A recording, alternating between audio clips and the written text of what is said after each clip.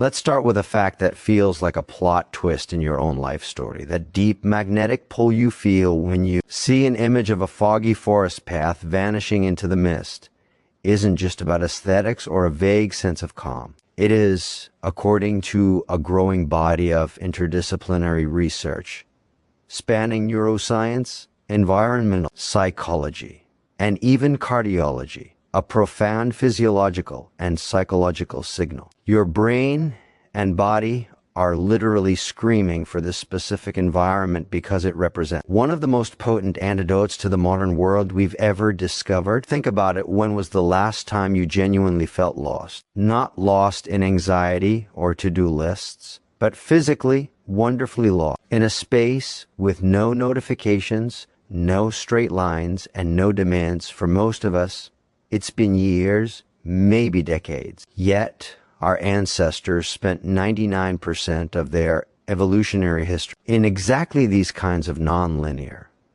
complex natural environments.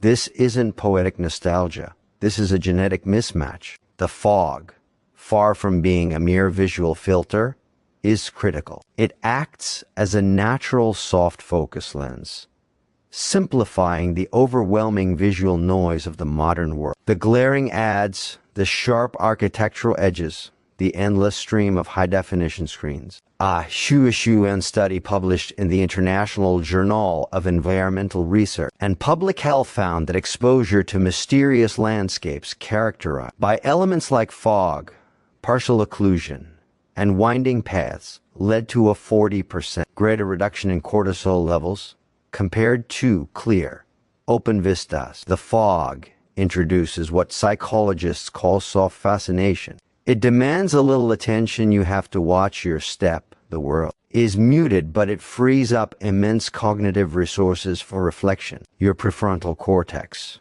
the CEO of your brain that's been micromanaging your life, finally gets to go on a break. This isn't just relaxation. This is cognitive restoration. The path itself is equally significant.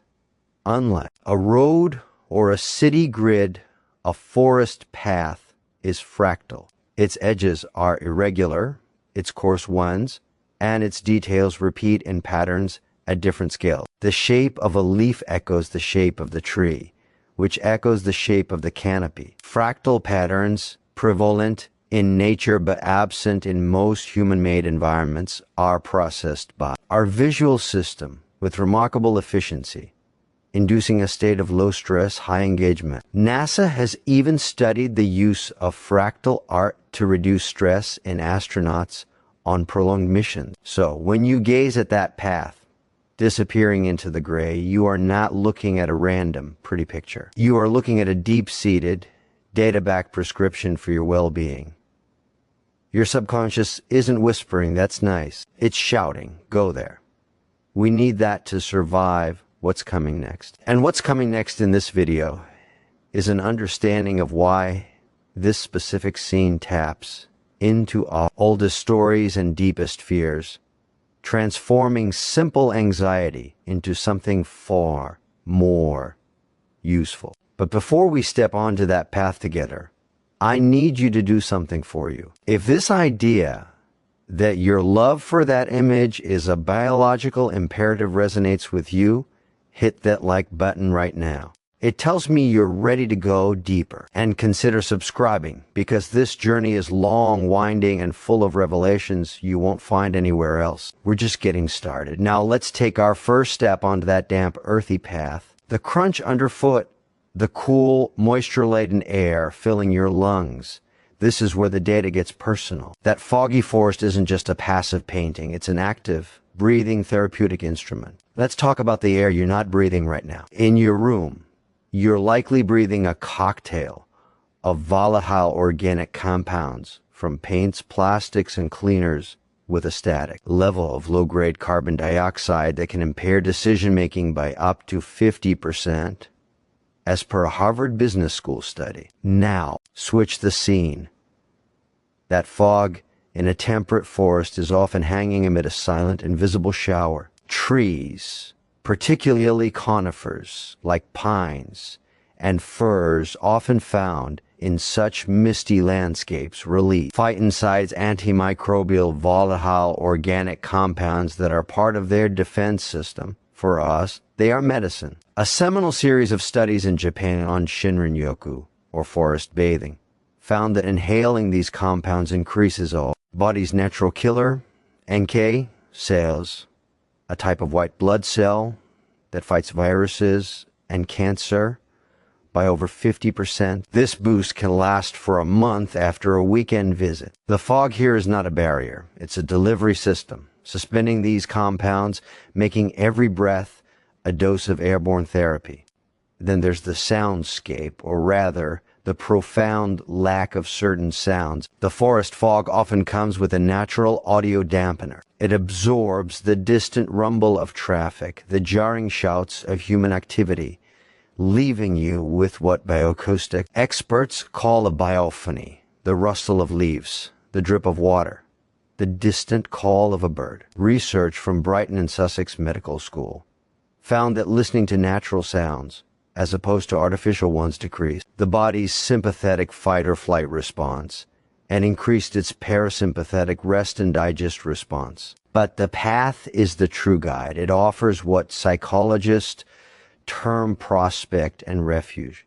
You are in the refuge, the enclosed, safe space of the visible path, while looking out at the prospect, the mysterious, open future shrouded in fog. This balance is crucial for a sense of safety and curiosity to coexist, a state rarely achieved in our modern environment, which are often all prospect, open plan offices, overwhelming choices, or refuge, cramped commutes, smaller rooms. The path provides a literal direction in a world of metaphorical chaos.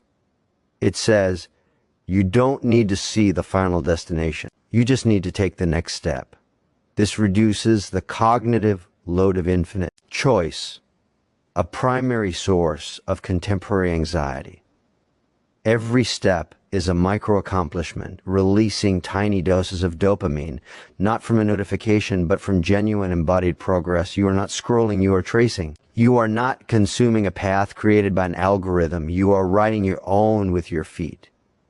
And as you write it, your brain changes. Gray matter in the subgenual prefrontal cortex, an area linked to rumination and negative self-talk, shows decreased activity, while connectivity in networks associated with empathy and creativity strengthens. This is what you're really looking for when you search for that image, a blueprint for a different state of being. And if you're thinking, I need this, but my life is too busy, then you are exactly who needs to hear the next part. Because the secret isn't just to visit this place, it's to bring its principles back with you. But that's a path we'll walk down a bit later. For now, I want you to engage with this. Leave a comment below with one word that describes how a forest makes you feel. Let's build a biophony of human experience right here. As we venture deeper, the fog thickens and the world narrows to the tunnel of the path ahead. This is where the metaphor becomes inescapable, and surprisingly, where the science of perception gets incredibly weird.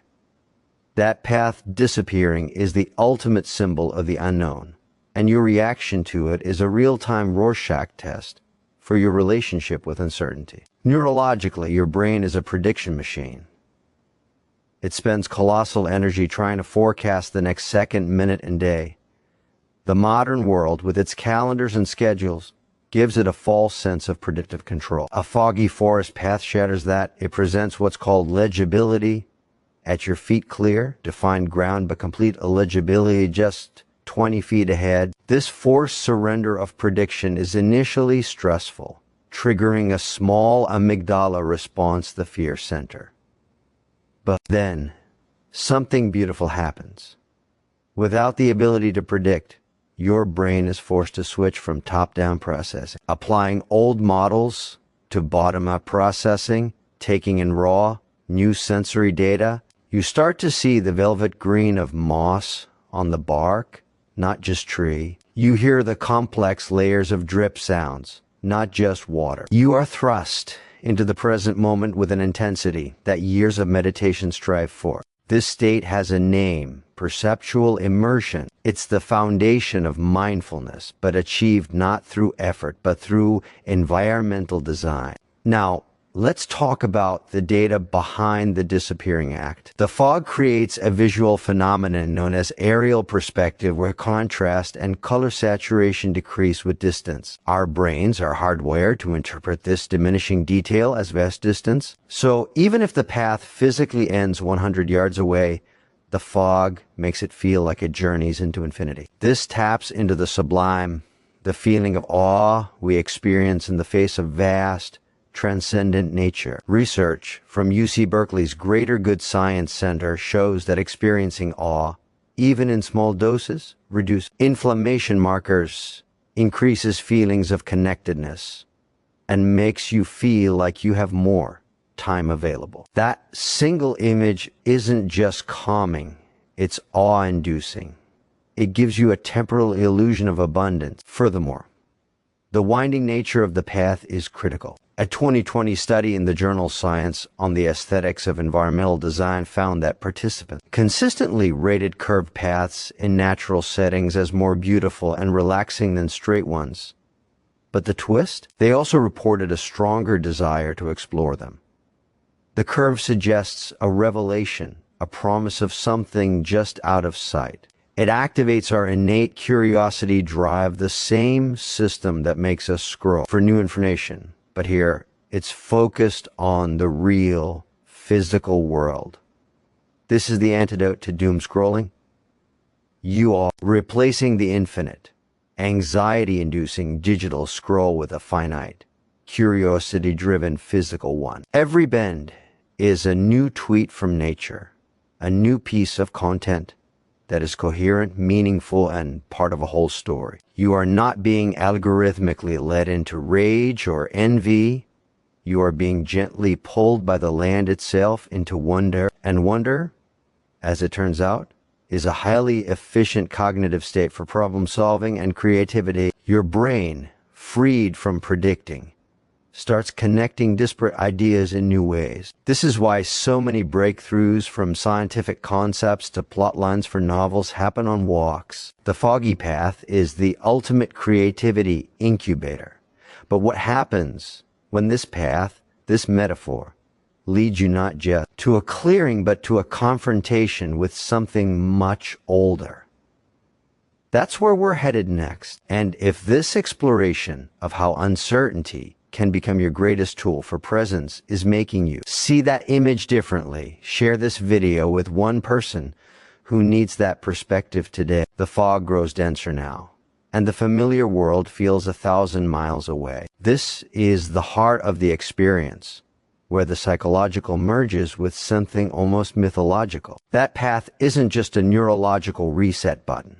It's a modern-day entry point to the oldest narrative template humanity possesses: the hero's journey. Think about it. You, the viewer of the image, are the hero in your ordinary world, likely a world of screens, ceilings, and concrete. The image itself is the call to adventure. It's the mysterious, alluring symbol of a world beyond your current confines. The threshold is the edge of the visible path, where it melts into the gray. You cannot see what lies beyond, which mirrors every major transition in life: a career change, a relationship leap, a personal transformation. The fog represents the unknown you must enter to grow. Joseph Campbell's monomyth isn't just for movies. It's etched into our neural pathways as a map for navigating profound change. By gazing at that path, you are subconsciously rehearsing your own journey into the unknown.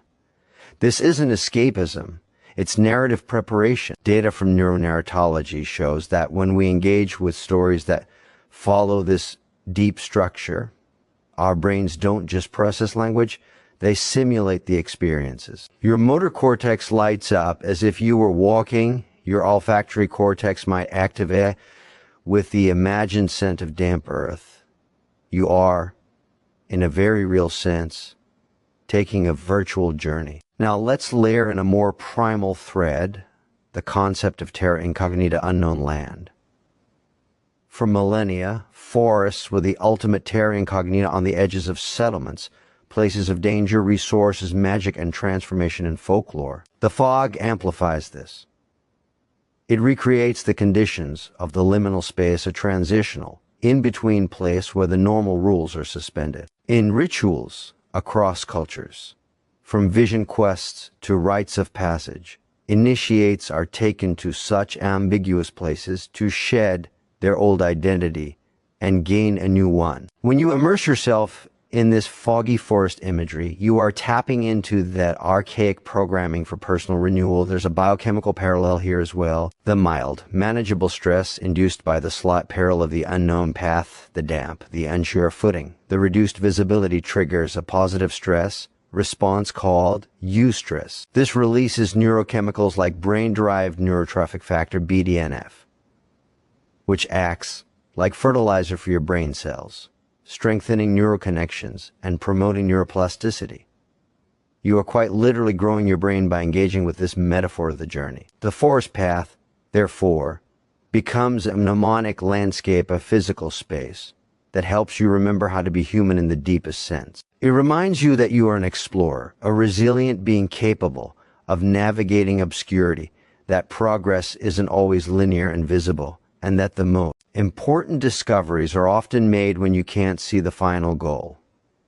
It teaches patience, as the fog lifts only in its own time, not on demand. In a culture of instant gratification and constant clarity, this is a radical lesson. So, the pull you feel is a summons from your own inner hero, from the part of you that knows growth requires venturing beyond the map. It's a call to leave the village of your comfort zone and bring back a new kind of treasure, not gold, but perspective, resilience, and a renewed mind. And as we approach the final stretch of our exploration today, I want you to think about what your foggy path is right now. What's the obscured next step in your life that both frightens and calls to you? Hold that thought. Finally, we reach the point where the path we can see ends, and all that remains is the invitation of the fog. This isn't an ending, but a beginning. We've journeyed through the neuroscience, the environmental psychology, the biochemistry, and the mythology.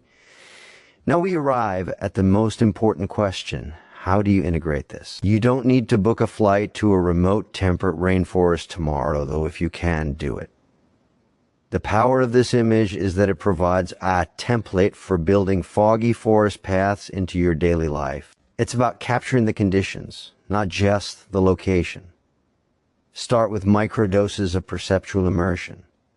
Create a daily 3-minute path walk. It could be a slow, intentional walk around a local park, but with a rule, no phone, and your only task is to notice one new fractal pattern, the cracks in the pavement, a branching of a weed, the clouds. You are training your brain for bottom-up processing. Engineer soft fascination. Use that image as your desktop or phone wallpaper.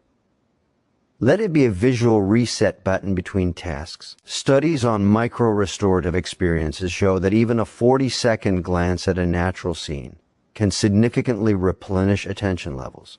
Introduce eligibility and gentle curves. Take a different, slightly longer route home. Wander through a part of your city you don't know. Let yourself be slightly, safely lost.